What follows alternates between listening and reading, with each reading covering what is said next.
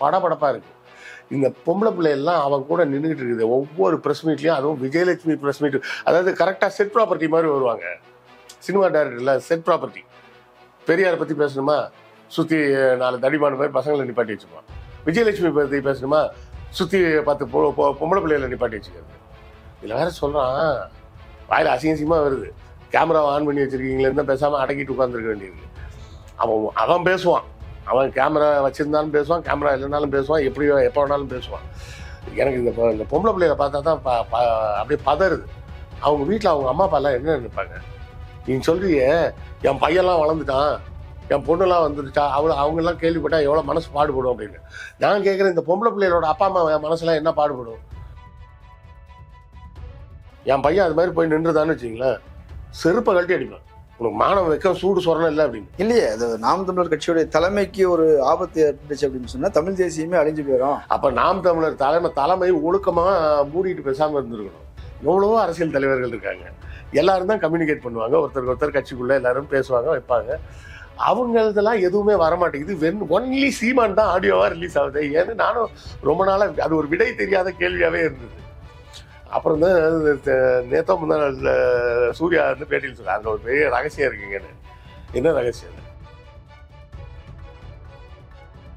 இவ்வளவு முக்கியத்துவம் கொடுக்க வேண்டிய விவகாரமா இது? திரும்பி கூட பார்க்க வேண்டிய அவசியம் இல்லாத ஒரு விஷயம்.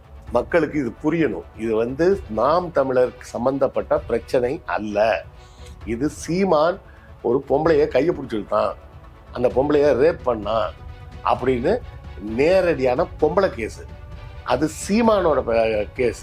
சீமானோட கேஸை எப்படி நாம் தமிழர் கேஸா மாத்துறீங்க? அடப்பாவி, இவ்வளவு நாளா இதை ஏன்டா விசாரிக்காம இருக்கீங்க? முதல்ல விசாரிச்சு 12 வாரத்தை இதுக்குண்டான குற்றப்பத்திரிகையை கொண்டாந்து கொடுங்க. முதல்ல இம்பவுண்ட் பெட்டிஷன் சொல்லுவாங்க, அதை கொண்டாந்து கொடுத்துருங்க அப்படின்ட்டு. இப்ப நீயா போய் அதை வேலையை ஸ்பீடாக்கி விட்ட. இப்போ நீ திருப்பியும் சுப்ரீம் கோர்ட்டு போறேன்ற அங்க இன்னும் அவன் என்ன செருப்பு கட்டி அடிக்க போறான்னு தெரியல. இப்ப இந்த ஆள் பண்ற வேலையில இன்னொரு பிரச்சனை என்ன இருக்கு தெரியுமா? அரண்சை நண்பர்களுக்கு வணக்கம். அரண்சை ஊடகம் சுயேட்சையாக இயங்குவதற்காகவே உருவாக்கப்பட்டது. நாம் செய்கிற வேலை உண்மையிலேயே மக்களுக்காக செய்கிறோம் என்பதை நீங்கள் நம்பினால், வாய்ப்பு இருந்தால் இந்த ரேசர் பே QR கோடுக்குள்ளே நீங்கள் வந்து அதை ஸ்கேன் பண்ணி எங்களுக்கு உங்களால் இயன்றதை விருப்பம் இருந்தால் ஆதரவு தெரிவிக்கலாம். அரண்சை நேயர்களுக்கு வணக்கம். நான் மதன் நெறிவேலகன். இன்றைய நமது சிறப்பு விருந்தினர் ஆய்வாளர் கிருஷ்ணவேல் அவர்கள். நிறைய விஷயங்கள் விவாதிக்க இருக்கிறோம், அவரை வரவேற்கலாம். வணக்கம் தோழர். வணக்கம். சீமான் விசாரணைக்கு வந்தார் அப்படின்றது ஒரு பெரிய செய்தியா மாறி இருக்குது. எல்லா தொலைக்காட்சிகளும் லைவ்ல போடுறாங்க. புதிய தலைமுறை இதனுடைய விவாதத்தையே நிறுத்தி வச்சுட்டு சீமான் முன்னாடி போங்கன்னு வண்டியை கொடுத்து அனுப்பி விட்டுருக்கிறாங்க. இவ்வளவு முக்கியத்துவம் கொடுக்க வேண்டிய விவகாரமா இது? சொல்லப்போனால் இது வந்து திரும்பி கூட பார்க்க வேண்டிய அவசியம் இல்லாத ஒரு விஷயம். சாதாரண ஒரு பாலியல் குற்றம், அவர் விசாரணை சாதாரண பாலியல் குற்றம், ஸ்பெஷல் சாதா, அப்புறம் சூப்பர் ஸ்பெஷல் அரசியல் விவகாரம் கிடையாது இல்லையா? அதைத்தான் தனிநபர் சார்ந்த பிரச்சனை. அதைத்தான் நான் திரும்ப திரும்ப சொல்ல வரேன். நம்ம பார்ப்பனர்கள் எப்போதும் ஒரு வேலை செய்வாங்க, கவனிச்சிருப்பீங்க. அவங்களுக்கு ஒரு பிரச்சனைன்னா இந்துக்களுக்கு எல்லாம் பிரச்சனை, இந்துக்களே ஒன்றாக வாருங்கள் அப்படிம்பாங்க. அதே நேரத்தில் மற்ற நேரத்தில் போனீங்கன்னா ஏச்சி நீ எங்க வந்த அப்படிம்பாங்க. அதே தான் சீமான்ட்டியம். இப்போ இந்த பிரச்சனை வந்து நாம் தமிழருக்கு உள்ள பிரச்சனையா? இப்போ உதாரணத்துக்கு பெரியாரை பற்றி சீமான் அவதூறாக பேசினான். அப்படி பேசினான்னா அது வந்து கட்சியின் சார்பாக பேசினா, அதனால அது நாம் தமிழர் கட்சிக்கு சம்மந்தப்பட்ட விஷயம். அப்போ வந்து நாம் தமிழர் தம்பிங்க வந்து அது ஏன் எங்கள் அண்ணன் வந்து பெரியார் மேலே விமர்சனம் வைக்கக்கூடாதா, அவதூறு பேசக்கூடாதா அப்படின்னு கூட கேட்கலாம். அது ஒரு தப்பு கிடையாது. இது பிரச்சனை என்ன? இது பொம்பளை கேஸு. சில நேரத்தில் ஏன் சார் நீங்கள் இப்படி அசிங்கமாக பேசுகிறீங்க அப்படின்னு சில பேர் கேட்குறாங்க. அது பாலியல் விவகாரம்னு சொல்ல வேண்டியது என்னன்னு.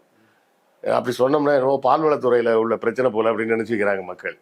சில நேரங்களில் வந்து அந்த வார்த்தைகளை வந்து நம்ம கற்பழிப்புன்னு பேசக்கூடாதுன்றது சொல்லப்பட்டிருக்குன்றதுனால அதை விட்டுருவோம். ஆனால் ஆங்கில வார்த்தையை பயன்படுத்தலாம்ல. மக்களுக்கு இது புரியணும். இது வந்து நாம் தமிழர் சம்பந்தப்பட்ட பிரச்சனை அல்ல. இது சீமான் ஒரு பொம்பளைய கையை பிடிச்சிருந்தான், அந்த பொம்பளைய ரேப் பண்ணான் அப்படின்னு நேரடியான பொம்பளை கேஸு. அது சீமானோட கேஸு. சீமானோட கேஸை எப்படி நாம் தமிழர் கேஸா மாத்துறீங்க? இல்லையே, அது நாம் தமிழர் கட்சியுடைய தலைமைக்கு ஒரு ஆபத்து ஏற்பட்டுச்சு அப்படின்னு சொன்னா தமிழ் தேசியமே அழிஞ்சு போயிடும். அப்ப நாம் தமிழர் தலைமை ஒழுக்கமா மூடிட்டு பேசாம இருந்திருக்கணும். அவன் ஊர் மேய்ஞ்சிட்டு இப்ப வந்து நாம் தமிழருக்கு பிரச்சனைன்ற அது எப்படி நாம் தமிழரோட பிரச்சனையா வரும்? இப்போ நாளைக்கே ஒரு ஆள் வந்து யாரோ ஒருத்தங்க வந்து ஒரு பேச்சுக்கே சொல்கிறேன், சாட்டை துரைமுருகனையோ இல்லை இடும்பாவனம் கார்த்தியவோ கட்சி ரீதியாக விமர்சனம் பண்ணி பேசினாங்கன்னா அது அப்போ கட்சியோட பிரச்சனை. இது தனிப்பட்ட முறையில் சீமான் என்ற ஒரு நபர் விஜயலட்சுமி என்ற ஒரு பெண்ணை ரேப் செஞ்சிருக்காரு, திருமணம் செய்வதாக சொல்லி ஏமாத்தி உடலுறவு கொண்டிருக்காரு. இதுதான் கேஸு. இந்த கேஸை வந்து மறுபடி ஊடகங்கள் பூரா இது நாம் தமிழர் மீது தாக்குதலா, நாம் தமிழர் மீது தாக்குதலா, அவனும் உடனே தான் சாக்குன்னு என்ன சமாளிக்கவே முடியாது. அவங்களால என்ன சமாளிக்க முடியல, அந்த பொம்பளை கூட்டு வந்துருவாங்க. என்ன சமாளிக்க முடியல. ஒரு நியாயமான ஒரு கேள்வி இருக்குல்ல, 15 வருஷமாவும் அந்த ஒரு கேஸை போட்டு இழுத்துக்கிட்டு இருப்பீங்க. அவருக்கு சொல்றாரு எனக்கு பையன் வளர்ந்துட்டான், பெரிய பையன் ஆயிட்டான், நாளைக்கு அவன் வெளியே நடமாடணும், இந்த விஷயங்கள்லாம் கேள்விப்பட்ட எவ்வளவு வருத்தப்படுவான், அவமானப்படுவான். அப்போ நீ தப்பு செஞ்சுட்டே அதை பத்தி பேசுனா என் பையன் வருத்தப்படுவான், என் பொண்ணு வருத்தப்படுவான்னு சொல்றிய. தப்பே இல்லாம நீ கலைஞர் குடும்பத்துல இருக்க எல்லார பத்தியும் அசிங்கமா பேசுறிய. அப்ப அவங்களுக்கு எல்லாம் பிள்ளைங்க இல்லையா, அவங்க வீட்டுல எல்லாம் பசங்க இல்லையா, அவங்க மனசெல்லாம் புண்படாதா? இல்ல கேட்கறேன் நானுங்க, நீ கேட்கறதுக்காகவே நானும் கேட்கறேன். இதுல 15 வருஷமா விட்டுட்டு இப்பதான் கூட்டு வராங்க. 15 வருஷமா உன்னை கடந்த 10 வருஷம் உன்னை காப்பாத்தினது யாரு? ஏடிஎம்கே கவர்மெண்ட். அதுக்கு முன்னாடி 2011க்கு முன்னாடியே போட்ட கேஸ் இது. அப்போ டிஎம்கே கவர்மெண்ட் இருந்தது, காவல்துறை ஒழுங்கா நடவடிக்கை எடுத்தாங்க. அதுக்கு அடுத்த 10 வருஷம் நீ ஏடிஎம்கே கவர்மெண்ட்டை வச்சுக்கிட்டு அவங்களுக்கு என்ன பிரச்சனை? ஏடிஎம்கே கவர்மெண்ட்டுக்கு நம்ம காளிமுத்து வீட்டு மாப்பிள்ளை அப்படின்றது அவங்க பிரச்சனை. அவருக்கு ஐயா காளிமுத்துக்கு எதுவும் கெட்ட பேர் வந்துடக்கூடாது அப்படின்றதுக்காக நீங்க சீமானை காப்பாத்துவீங்களா? இல்ல, அது மட்டும் இல்லாம நம்ம கட்சியை தொடங்கிய பிறகு அவர் வந்து ஏடிஎம்கேக்காக தேர்தலே நிக்கல 2 வருஷம் தேர்தல் சொன்னாரு. முதல்ல ஒரு மாதிரி பேசின உடனே அம்மா தூக்கி போட்டு மிதிப்பேன் அப்படின்னு சொன்ன உடனே அம்மாவை போய் நேராக மீட் பண்ணி வந்தாரு. வந்த உடனே என்ன போய் சொன்னாரு, இலை மலர்ந்தார் ஈயம் மலரும் அப்படின்னாரு. சரி அடங்கிதான் இருக்கிறான், அவன் மேல கேஸ் எல்லாம் எடுக்காதப்போ அப்படின்னுச்சு அந்த அம்மா. அதனால பேசாம அப்படியே 10 வருஷம் கிடப்பிலே கிடந்தது. 2021 இவங்க ஆட்சி மாறின உடனே காவல்துறைக்கும் மற்றவர்களுக்கும் இருந்த அந்த அரசியல் ரீதியான அழுத்தம் இல்லாம போயிடுச்சு. இப்ப இவன் என்ன சொல்லிட்டு இருக்கான், அரசியல் ரீதியாக அழுத்தம் கொடுக்குறாங்கன்னு சொல்றான். யார சொல்றான்? இல்ல, இப்ப திமுக கவர்மெண்ட்டும் இந்த வழக்கு 4 வருஷம் நடத்தல தானே. திமுக கவர்மெண்ட் இந்த வழக்கை பத்தி ஏங்க கவலைப்படணும்? யாரோ ஒரு பெண்ணுக்கு அவனோ ஒரு பொறுக்கி செஞ்ச பாலியல் தொல்லைன்னா அதுக்கு காவல்துறை இருக்கு, அவங்க நடவடிக்கை எடுப்பாங்க. 2020 வரை அவங்கள நடவடிக்கை எடுக்க விடாம தடுத்து வச்சிருந்தது தான் ஏடிஎம்கே கவர்மெண்ட். அதுக்கப்புறம் அந்த தடை நீங்கிய பிறகு மறுபடி அவங்க இதுல இன்னொரு பெரிய ஒரு காமெடி என்னன்னு கேட்டீங்கன்னா, அவங்களே வழக்கு கொடுக்க வந்தாங்க, அப்புறம் வாபஸ் வாங்கிட்டு போயிட்டாங்க. வாபஸ் வாங்கின கேஸை தான் வந்து அதை பாஸ் பண்ணுங்க, முடிஞ்சு போச்சு. முதல்ல இந்த கேஸ்ல 2-3 விஷயத்த நம்ம பின்னாடி பார்ப்போம். அதுக்கு முன்னாடி முக்கியமா ஒரு செய்தி என்ன சொல்லணும். அதாவது சும்மா இருந்தவன் கொல்லி கட்டி எடுத்து தலையில சொரிஞ்சிக்கிட்டான் அப்படின்னு சொல்லுவாங்க. அது மாதிரி சம்பவம் வந்து இது 3வது சம்பவம். முதல் சம்பவம் நடந்தது யாருக்கு தெரியுமா? அம்மையார் ஜெயலலிதாவுக்கு. அவங்களுக்கு அந்த டான்சி வழக்கில் வந்து அரெஸ்ட் பண்ணுறதாவே ஐடியாவில் இல்லை கவர்மெண்ட். ஏன்னா அப்போ இருந்த டிஎம்கே கவர்மெண்ட்டுக்கு நல்லா தெரியும், ஏற்கனவே இந்த அம்மா மேலே ஏகப்பட்ட கேஸை போட்டு வச்சுருக்கோம். அரெஸ்ட் பண்ணோம்னா அது வந்து அவங்களுக்கு பப்ளிசிட்டியாக மாறிடும், அதனால அரெஸ்ட் பண்ணக்கூடாதுன்னு பேசாமல் தான் இருந்தாங்க. இந்த அம்மா சும்மா இல்லாமல் என்ன பண்ணுச்சு, ஹைகோர்ட்டில் போய் இந்தியாவில் என் மேலே நிறைய பேர் காழ்ப்புணர்ச்சியில் இருக்காங்க, அதனால யார் வழக்கு போட்டாலும் எனக்கு முன்ஜாமீன் கொடுங்கன்னு. வக்கீல் ஜட்ஜி சிரிக்க ஆரம்பிச்சாங்க. வக்கீல் அவங்களுக்கு தான் தெரியாது, நீ வக்கீல் தானே, சட்டம் படிச்சு வந்தேன்னா அறிவு இல்லை, இப்படி ஒரு பெட்டிஷன் கொண்டாந்துருக்க, இப்படி ஒரு பெட்டிஷன் கொடுக்க முடியுமாயா? யார் என் மேலே வழக்கு போட்டாலும் எனக்கு முன்ஜாமீன் கொடுங்கன்னு ஒரு முன்ஜாமீன் கொடுக்க முடியுமா? ஏதாவது ஒரு கேஸ் இருக்கு, இந்த கேஸ்ல என்ன அரெஸ்ட் பண்ண வாய்ப்பு இருக்கு, அப்படி இருந்ததுன்னா என்ன முன்ஜாமீன்ல கொடுங்கன்னு தான் கேட்க முடியும். இது கூட தெரியல உனக்குன்னு வக்கீலை பார்த்து காரி துப்புனோடனே, இல்லைங்கய்யா தமிழ்நாடு அரசாங்கம் இது மாதிரி கேஸ் போட்டிருக்காங்க, அதுக்கு முன்ஜாமீன் கொடுங்கன்னு வேற பெட்டிஷன் கொடுத்தாங்க. அதெல்லாம் படிச்சு பார்த்துட்டு, அடடா இது எப்போவெல்லாம் அரெஸ்ட் பண்ணியிருக்கணும், நீங்க இன்னமும் அரெஸ்ட் பண்ணாம இருக்கீங்க அப்படின்னு கேட்டு முன்ஜாமீன் மனுவை தள்ளுபடி பண்ணிட்டாங்க. முன்ஜாமீன் மனு தள்ளுபடி பண்ணுச்சுன்னா காவல்துறை உடனடியாக அரெஸ்ட் பண்ணிடும். அதுக்கு முன்னாடியாவது என்ன பண்ணுவாங்கன்னா, அந்த அரசு தரப்புல இருந்து அரெஸ்ட் பண்ண சொன்னாதான் அரெஸ்ட் பண்ணுவாங்க. நீங்க போய் முன்ஜாமீன் போட்டு அது தள்ளுபடி ஆயிடுச்சுன்னா அரசாங்கத்திட்ட கேட்க வேண்டிய அவசியமே இல்லை, போலீஸ் ஆட்டோமேட்டிக்கா டிஃபால்ட்டா அரெஸ்ட் பண்ணுவாங்க. அப்படிதான் ஜெயலலிதா உள்ள போனது. அதே மாதிரி நம்ம சரவணபவன் அண்ணாச்சி இருக்காரு, அவருக்கு உயர்நீதிமன்றத்தில் தீர்ப்பு வந்தோடனே பேசாம வாங்கிட்டு போயிருந்தாருன்னா சின்ன தண்டனையோட வந்திருப்பாரு. அவர் போய் சுப்ரீம் கோர்ட்டுக்கு போய் அப்பீல் போடுறேன்னு போனாரு. சுப்ரீம் கோர்ட்ல போய் படிச்சு பார்த்துட்டு, டேய் என்னடா இதுக்கு போய் இவ்வளவு தண்டனை கொடுத்துருக்கீங்க, அந்த அளவுக்கு உள்ளே முதல்ல அப்படின்ட்டாங்க. இதே போலதான் சீமானுக்கும். இத்தனை இந்த டிஎம்கே கவர்மெண்ட் ஆட்சிக்கு வந்ததுக்கு பிறகு கூட அவங்க இதெல்லாம் தலையிடவே இல்லை.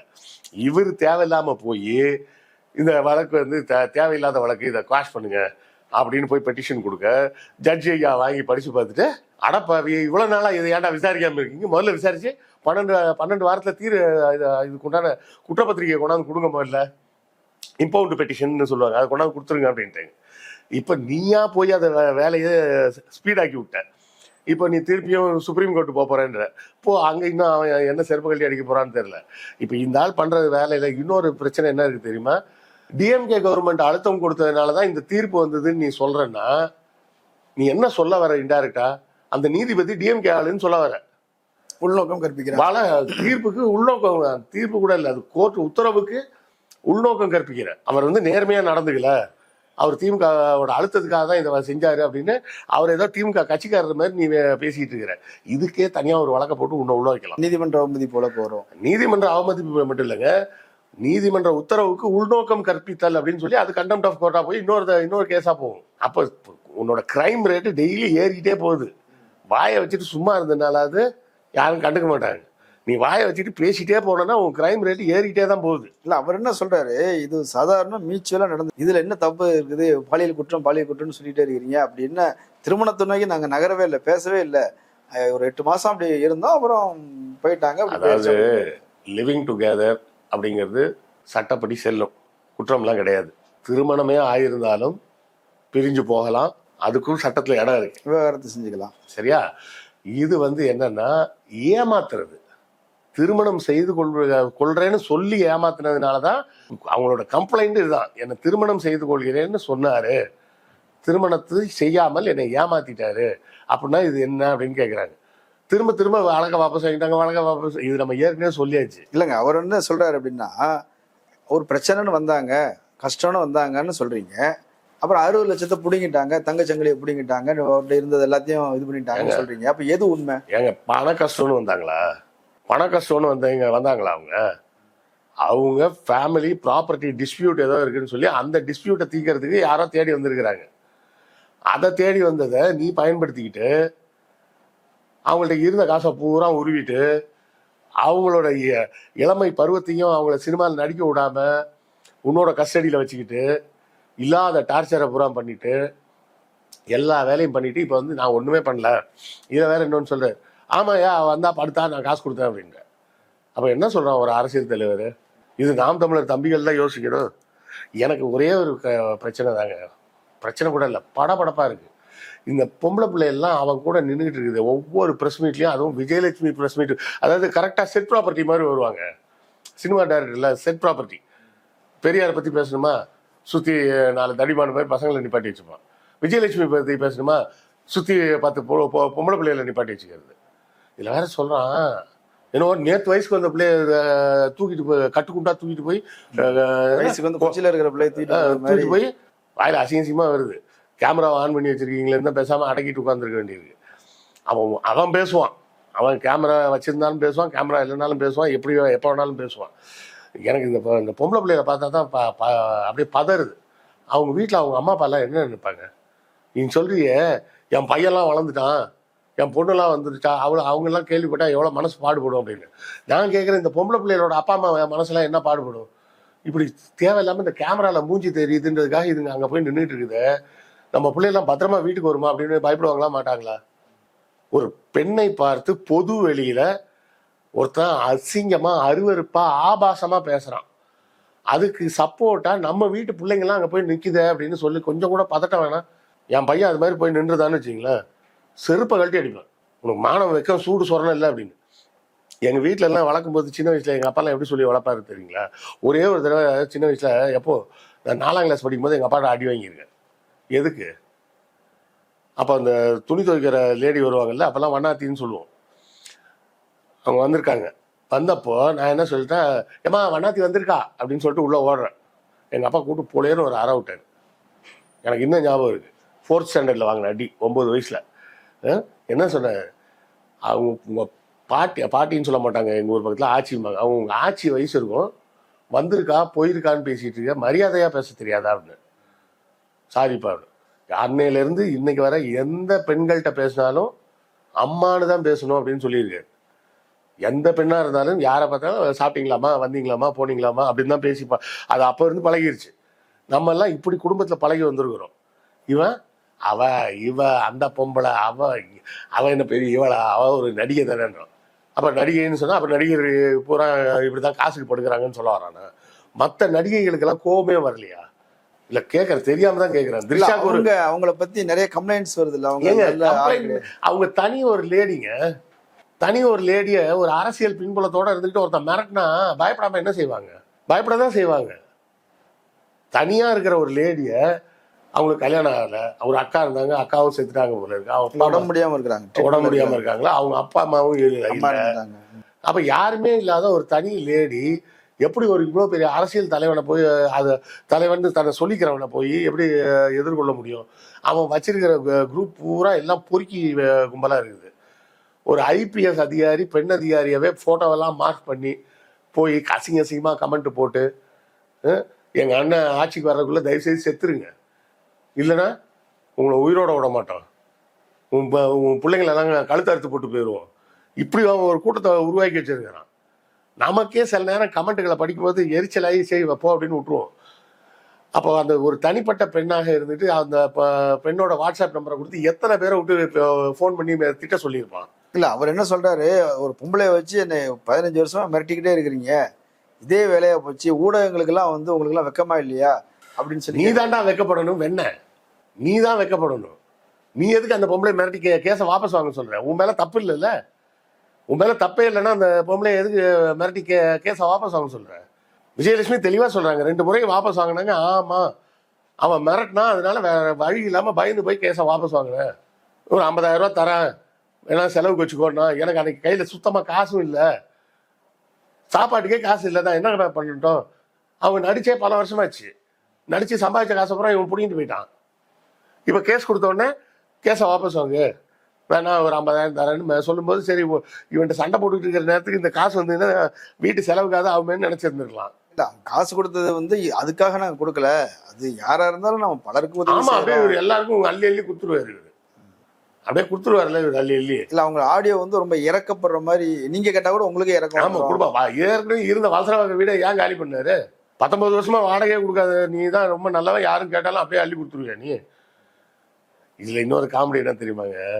நம்ம திருச்சி சூர்யா தான் சொன்னாப்புல, அந்த ஒரு பேட்டியில நெறியாளர் கேட்கிறாரு, சீமானை பற்றி மட்டும் இவ்வளோ ஆடியோ ஃபைல்ஸ் எப்படிங்க லீக் ஆகுது அப்படின்னு. அதுல ஒரு ரகசியம் இருக்குங்க, நிறைய பேருக்கு அது தெரியாது அப்படின்னா. நானும் ரொம்ப நாளா யோசிச்சுட்டு இருந்தேன். எவ்வளவோ அரசியல் தலைவர்கள் இருக்காங்க, எல்லாரும் தான் கம்யூனிகேட் பண்ணுவாங்க, ஒருத்தருக்கு ஒருத்தர் கட்சிக்குள்ள எல்லாரும் பேசுவாங்க வைப்பாங்க, அவங்களதெல்லாம் எதுவுமே வரமாட்டேங்குது, ஒன்லி சீமான் தான் ஆடியோவா ரிலீஸ் ஆகுது ஏன்னு நானும் ரொம்ப நாளா அது ஒரு விடை தெரியாத கேள்வியாவே இருந்தது. அப்புறம் தான் நேத்தோ முந்தா சூர்யா வந்து பேட்டியில் சொல்ல, அதுல ஒரு பெரிய ரகசியம் இருக்குங்கன்னு.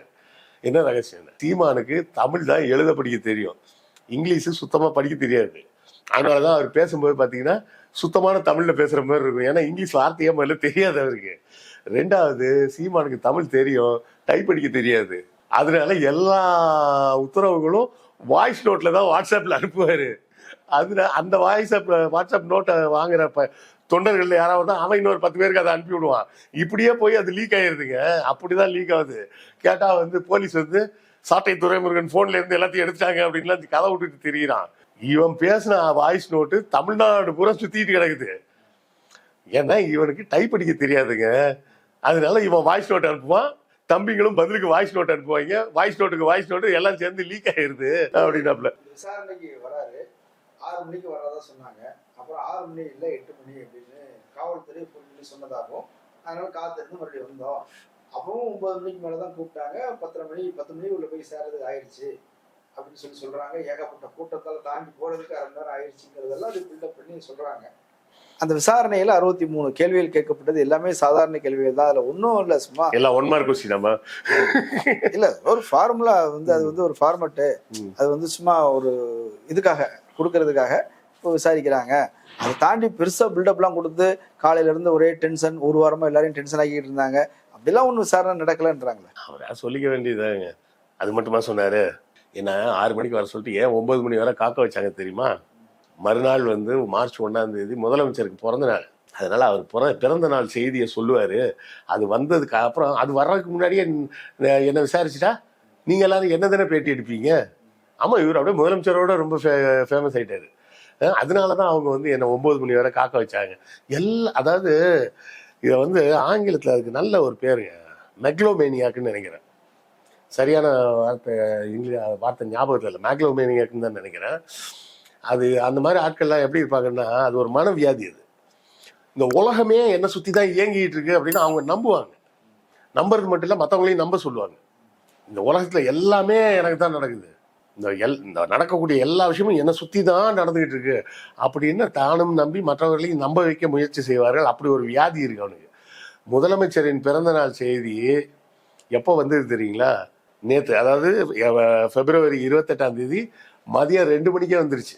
அவர் தெளிவாக சொல்லிட்டாரு, என்னுடைய பிறந்த நாளுக்கு நீங்கள் வேற என்னெல்லாம் செய்யலாம்னு யோசிப்பீங்க, நீங்கள் யாரும் வேற எதுவும் செய்ய வேணாம். இந்த மும்மொழி கொள்கைக்கு எதிரான உங்கள் போராட்டங்களையும் உங்கள் குரலையும் உரத்து பதிவு செய்யுங்கள், அதுதான் நீங்கள் எனக்கு தரக்கூடிய பிறந்தநாள் பரிசுன்னு அவர் மதியானம் 2 மணி 3 மணிக்கு அவர் அந்த இதெல்லாம் வந்தாச்சு. அதுக்கப்புறம் அதை வச்சு இந்தியன் எக்ஸ்பிரஸ் ஆகணும்னு அதை அவர் பேசுனதை வச்சு வேற பேட்டியெல்லாம் எடுத்து போட்டாங்க. இந்தியா முழுக்க நியூஸ் ஆயிடுச்சு. அது ஆல்ரெடி முடிஞ்சு போச்சு. இவருக்கு வந்து காவல்துறையில இவர் சௌரியத்துக்கு வருவார். நான் 6 மணிக்கு வரேன், ஏன்னா ஹோட்டலா 6 மணிக்கு வரேன், எனக்கு ரூம் ரிசர்வ் பண்ணி வைன்னு சொல்றதுக்கு இல்ல, ஏற்கனவே வந்து ஒரு 5ஆம் தேதி வரேன் 8ஆம் தேதி வரேன்னு சொல்லிட்டு இருந்தாரு. அவர் பாட்டுக்கு சொல்லுவார். அவர் சௌரியத்துக்கு சொல்றது என்ன, அவரு மாமனார் வீடா? அப்புறம் கிளம்பி வந்துட்டாரு. அதுக்கு பயங்க, வேற ஒண்ணும் கிடையாது. என்ன பயம்னா 28ஆம் தேதி வெள்ளிக்கிழமைங்க. போலீஸ் என்ன யோசிச்சு இருந்திருப்பாங்க அப்படின்னா, ராத்திரி 9 மணி வரை வெயிட் பண்ணுவோம், தருமபுரியிலேயே அவனை தூக்கிடலாம் அப்படின்னு பிளான் பண்ணியிருப்பாங்க. இங்க இருந்து ஒரு அரெஸ்ட் வாரண்ட்டை போட்டு ஃபேக்ஸ் பண்ணி விட்டு தருமபுரி போலீஸ்க்கு கொடுத்து, ஏன்னா வேற ஜூரிஸ்டிக்ஷன்ல போய் இவங்க அரெஸ்ட் பண்ண முடியாது, நீங்க அரெஸ்ட் பண்ணி வச்சிருங்க, நாங்க வந்து கஸ்டடி எடுத்துக்கிறோம் அப்படின்னு சொல்லி ஃபேக்ஸ் பண்ணிடலாம் 9 மணிக்குன்னு பிளான் பண்ணி இருந்திருப்பாங்க. இவங்க கூட இருந்த வக்கீலுங்கெல்லாம் சொல்லியிருப்பாங்க, அண்ணே அவங்க இப்படி ஒரு பிளான்ல போற மாதிரி தெரியுது, 9 மணிக்கு நீங்க வேற சரக்குல வேற இருப்பீங்க, நீங்க வேற எனக்கு முழுக்க ஏதாவது பேசிடுவீங்க, அதுக்கப்புறம் பாத்தீங்கன்னா சனி ஞாயிறு 2 நாள் லீவு, ஜாமீன் எடுக்க முடியாது. இப்ப திங்கக்கிழமை போட்டோம்னா செவ்வாய் புதன்ல தான் வந்து வரும். குறைஞ்சதே திங்கக்கிழமைக்கு முன்னாடி ஜாமீன் எடுக்க முடியாது. அதனால பேசாம போயிருக்கணும் அப்படின்னு காலையில மத்தியானமா சொல்லியிருப்பாங்க. ஆஹா, இப்படி ஒரு அட்டாக் பண்றாங்களா, முதல்ல கிளம்பு, போனை போடு, அந்த இன்ஸ்பெக்டரை கூப்பிடு, சார் 6 மணிக்கு ஷார்ப்பா அண்ணா வந்துருவாரு அப்படின்னு சொல்லிட்டு நேரம் கிளம்பி ஓடிட்டேன். நீதான் மண்டியிடாத மானம், வீழ்ந்து விடாத வீரம் தானே, தருமபுரியிலே உட்கார வேண்டியது தானே. அதுக்கு முந்தின நாள் 27ஆம் தேதி என்ன சொன்னேன், நாளைக்கு வரணுமா, வர முடியாது, என்ன பண்ணுவேன், முடிஞ்சதை பாத்துக்க, என்ன பண்ணுவோம் பண்ணிக்க, அதெல்லாம் வர முடியாது, நாளைக்கு தருமபுரியில கலந்தாயிரு அப்படின்னு வீரமா 27ஆம் தேதி பேட்டி கொடுத்த நீ 28ஆம் தேதி மத்தியானமே அடிச்சு பிடிச்சி ஏன் ஓடி இருந்த? ஏன்னா நைட்டு உன்னை தூக்க போறாங்கன்னு தெரிஞ்சு போச்சு. ஏன்னா பொதுவாகவே இந்த அரெஸ்ட் பூரா வெள்ளிக்கிழமை தாங்க நடக்கும்.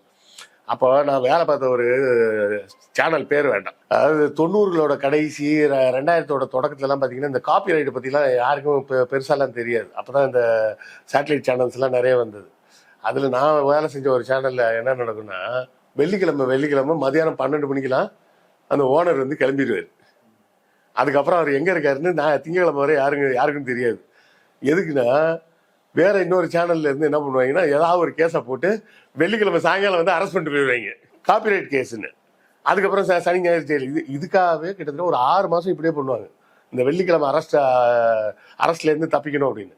அதே போலத்தான் அண்ணனும் என்ன பண்ணிட்டாரு, வெள்ளிக்கிழமை அரெஸ்ட் ஆனோம்னா 2 நாள் ஜெயிலில் வச்சிருவாங்க, ரொம்ப கஷ்டமாயிரும், ஒன்றும் பண்ண போறது இல்லை, உள்ள உட்கார்ந்தது தானே. இல்ல இப்போ அந்த அவர் கைது செய்யப்படுவார் என்பது போல ஒரு தோற்றம் உருவான உடனேயே நாம் தமிழர் தம்பிகள் வந்து குவிஞ்சிட்டாங்க பாத்தீங்களா. வேற எந்த தலைவனுக்காக இவ்வளவு ஒரு கூட்டம் கூடுமா? தமிழ்நாடு முழுக்க இருந்து வராங்க, ஈரோடுல இருந்து, திருச்சியில இருந்து, திருநெல்வேலியில இருந்து, கன்னியாகுமரியில இருந்து அப்படி கிளம்பி வராங்க. கிழிச்சாங்க, எல்லாரும் கிளம்பி எங்கேயோ போறாங்க, எல்லாரும் கட்சி விட்டு எல்லாம் கிளம்பி வராங்களாம். நீங்க ஏங்க ஒரு 1000 பேர்கிட்ட இருந்தாங்க கூட்டம், பயங்கர கூட்டம். அது பாதி பேர் வந்து நியூஸ் யூடியூப் சேனல்காரங்களா இருப்பாங்க, வந்து ஏதாவது ஒரு வீடியோ எடுத்து போடலான்னு வந்திருப்பாங்க. இதெல்லாம் சும்மா கதைங்க. அங்கே கட்சியில ஏற்கனவே மகளிர் அணியில் 60% மேலே எல்லாரும் வெளியே போகிறதுக்கு ரெடியாக இருக்கிறாங்க. காளியம்மாள் எங்கே சேர போகிறேன்றதை சொல்லணும், அவங்க சொல்கிறதுக்காக தான் வெயிட்டிங். சொன்ன உடனே எல்லாரும் போயிடுவாங்க. ஒன்றும் இல்லை, 2026 எலெக்ஷன் வரும்போது பாருங்க, கட்சியில் யார் இருப்பான்னா, சாட்டை, இடும்பாவனம், சீமான், கயல்வெளி, இந்த 4 பேர் தான் இருப்பாங்க, வேற யாரும் இருக்க மாட்டாங்க. அதுதான் நடக்க போகுது. இது பெரிய அளவில் கட்சியை டேமேஜ் பண்ணணும்னு நினைக்கிறேன் இந்த விவகாரம். ஏன் மற்ற எந்த தப்புனாலும் பெருசாக எடுத்துக்க மாட்டாங்க. இது ரேப், இது ரேப் கேஸ் எப்படிங்க ஒருங்க சாதாரணமாக எடுத்துக்க முடியும்?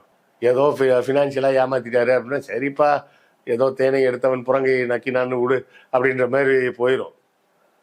இதுக்கு அதெல்லாம் தாண்டி ஒரு மோசமான ஒரு குற்றம்ங்க. அந்த குற்றத்தை விட அந்த குற்றத்தை நியாயப்படுத்தி அவன் பேசக்கூடிய வார்த்தைகள் இருக்கு பார்த்தீங்களா, அவன் என்ன நினைச்சிட்டு இருக்கான், மக்கள் வந்து முட்டாள்னு நினைச்சிட்டு இருக்கான். நான் அடிக்கடி சொல்லக்கூடிய வார்த்தை தான், மக்களை முட்டாள்னு நினைக்கிறவன் தான் முட்டாள். அவன் முட்டாள்னு நினைச்சிட்டு என்ன சொல்லிட்டு இருக்கிறான், இப்படிலாம் பேசிட்டா எல்லாம் நம்மளை நல்லவன்னு ஏற்றுப்பாங்க. அந்த பழைய பண்ணையார் தோரணையில பேசுற மாதிரி பேசிட்டு இருக்காங்க. நான் பண்ணையார், நான் அப்படித்தான்டா பண்ணுவேன் அப்படின்னு அந்த காலத்துல சொல்லுவாங்க. பொதுமக்கள் என்ன சொல்லுவாங்க, அது பணக்கார வீட்டுக்குள்ள அப்படிதான் இருக்கும் அப்படின்பாங்க. அந்த மாதிரி நம்மளை விட்டுருவாங்கன்னு நினைச்சிட்டு இருக்கிறான். அதெல்லாம் 70களில் 80களில். இப்ப இருக்கிறது 2025, செருப்பை கழட்டி அடிப்பாங்க. அந்த வார்த்தை என்ன வார்த்தை? விபச்சாரம் செய்பவராகவே இருந்தாலும் அவரது அனுமதி இல்லாமல் அவரிடம் உடலுறவு கொண்டால் அதுவும் ரேப்பு தான். அதுதான் சட்டம் சொல்லுது. நீ வந்து அதை நியாயப்படுத்துற. நான் அதாவது முதல்ல என்ன சொன்னா, அந்த பொம்பளை யாருன்னே தெரியாதுன்னா, நான் செய்யவே இல்லைன்னா. இப்ப கடைசியா நேருக்கு வந்து ஆமா செஞ்சேன், இப்ப என்ன பெருசா அதுல என்ன தப்பு அப்படின்னா. அப்ப இந்த டிரான்ஸ்ஃபர்மேஷனை நாம் தமிழர் தம்பிமாரும் தங்கைமாரும் புரிஞ்சுக்கணும். குறிப்பா தங்கைகள் தான் புரிஞ்சுக்கணும்.